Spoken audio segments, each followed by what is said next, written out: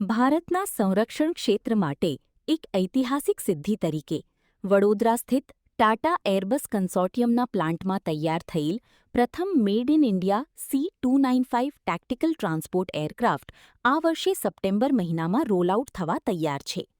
આ વિમાન ભારતીય વાયુસેનાની ક્ષમતાઓમાં મહત્વનો ઉમેરો કરશે. આ પ્રોજેક્ટ અંતર્ગત કુલ 56 એરક્રાફ્ટ બનાવવાના છે, જેમાંથી 16 સ્પેનથી તૈયાર સ્વરૂપે મંગાવાશે, જ્યારે બાકીના 40 વડોદરા ખાતે સ્વદેશી ધોરણે બનાવવામાં આવશે. આ પહેલ ભારત સરકારની આત્મનિર્ભર ભારત અને મેક ઇન ઇન્ડિયા નીતિને મજબૂતી આપનારી સાબિત થશે.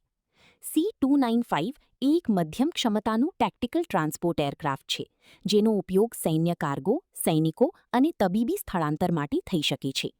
આ વિમાન ખરાબ હવામાન અને અસમાન ભૂપ્રદેશમાં પણ ઉતરવાની ક્ષમતા ધરાવે છે, જે ભારતીય સીમાઓ પર વ્યૂહાત્મક લાભ પ્રદાન કરશે.